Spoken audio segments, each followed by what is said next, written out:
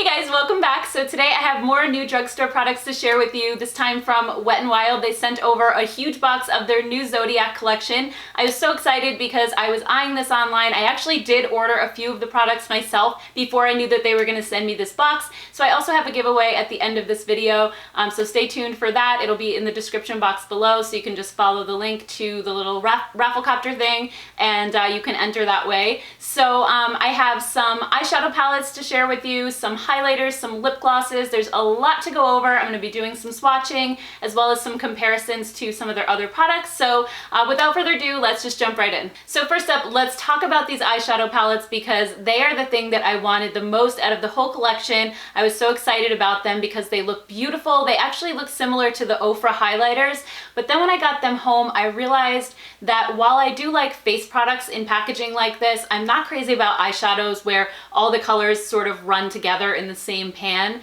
just because it's harder when you're using a brush, or especially with your fingers, to pick up just one color. You inevitably knock some of the colors into the others and then they sort of mix together, and I'm just not a fan of packaging like this when it comes to eyeshadows. I'd much rather have individual separate pans with a little bit of space between them. So that is one downside to these, but they are really, really beautiful. So first let's go over what the card says that they gave me. These are going to retail for $4.68 each.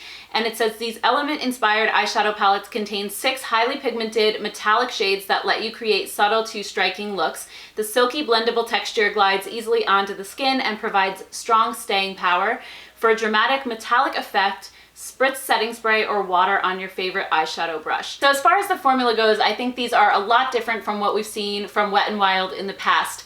Their other eyeshadows are very soft, very pigmented. The shimmer shades are very creamy and buttery. And in this case, these actually feel like a drier, more baked formula.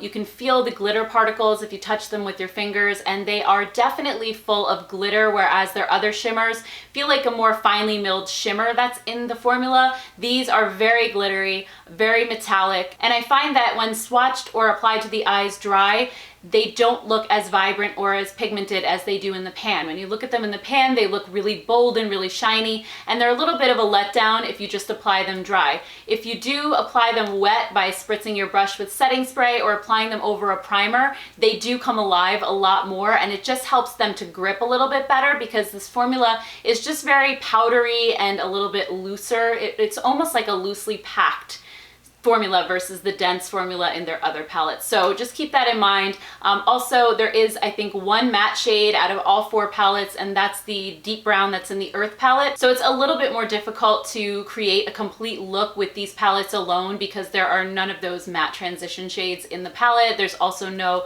matte highlight shades as well. Everything is very, very shiny. So they are really fun to play with. I just don't know that I would reach for palettes like this on an everyday basis. So let's go through the shades, and I'm going to show you some swatches of them dry and then wet. So the dry swatches will be on the top of my arm, and then the wet swatches will be underneath, and you can really see how the formula sort of comes to life when you wet them. So the first one up is Air, and this one is just a beautiful, soft, girly palette. You have this gold and the purple duochrome, some pink, some ivories and whites. It's just a really light and airy palette. I did sort of have trouble making this one show up on my skin tone. I felt like a lot of the colors just sort of blend into my skin a little bit, and then the whites are just this really bright, bold pop of white. So this isn't my favorite one, even though when I first saw this one in the pan, I thought it was going to be my favorite. I thought it was gorgeous. It does look gorgeous, but it's not as practical as some of the other ones to use on my skin tone, at least. And then moving on to Earth, this is actually the one that I'm wearing on my eyes today, and this is one of my favorites. It has just those really rich, beautiful, earthy fall colors. You have the copper and the bright turquoise and the bronze. This is the one that has the really deep matte brown. So what I did for my eye look today is I applied this deep bronze in the crease, and then I applied this like sort of coppery color to my lid, and then I used this matte brown in the outer corner, and I lined underneath my eyes with the turquoise. And honestly, it really does not look as bright under my eyes as it does in the pan. It almost looks more like a navy blue on my eyes. So that's the Earth palette. And then Fire just has those really rich, warm tones. This one, I will say, is the one that swatched dry the best. These really seem like they held together a lot more. The formula felt more buttery than the other three palettes did. So you can see in the swatches that there's not a whole lot of difference between swatching them dry and swatching them wet. They look very similar. So this one, as far as the formula goes, was my favorite. And then the last one is the Water palette, and this one is just stunning. It has that really rich deep blue, the beautiful turquoise. Again, this one's a little brighter than the other one, and this turquoise, same thing. It's very buttery and it shows up just as well dry as it does wet. You also have that gorgeous silver, the white. It's such a beautiful palette. I really, really like this one as well. So when it comes to the eyeshadow palettes, I was a little bit let down just because even though they're beautiful, I feel like they're not quite as practical or user-friendly as I would hope that they would be. Plus, the formula does take a little bit of tweaking to get them to apply the way you want them to. And then moving on to the highlighters. First, I want to talk about this loose highlighter. This one is in the shade Written in the Stars, and the packaging on this is so cute. When you open the lid, you can see that the sifter, actually the holes look like little stars, which is adorable. I love that little extra touch that they put in there. This one actually reminds me a lot of the loose highlighter that came in their last collection, the Gothographic, but this one is a little bit more pink toned, while the Gothographic one is a little bit more champagne or gold.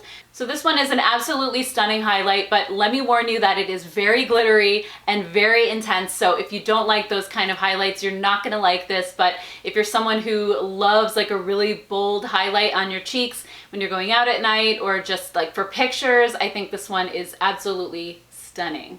Then there are also 4 more highlighters in the collection. These are pressed highlighters and they're the Megaglo highlighting bars. So these are gonna be $6.93 a piece. And it says these element-inspired highlighters have an ultra-smooth formula that provides a strobing effect to boost the skin's glow. This silky, weightless texture blends seamlessly for a lit-from-within glow that lasts all day and can be applied wet or dry for different luminous effects. So these come in 4 different shades. Again, just like the eyeshadow palettes, you have Air, Earth, Water, and Fire. And these have a little bit of a drier formula as well, but unlike the eyeshadow palettes, they actually create quite an impact on your cheeks right away. They don't have that buttery feel of the regular Megaglo highlighters, which I love, and they're not quite as intense as those. I think those are still a little bit more smooth, and those offer more of, I think, a shiny glow, whereas these are a little bit more glittery. So the first one up is Air, and this one looks like a pale pink in the pan, but on the skin, it actually appears more of a frosty white. And then I went ahead and swatched it next to Blossom Glow from their original Megaglo line.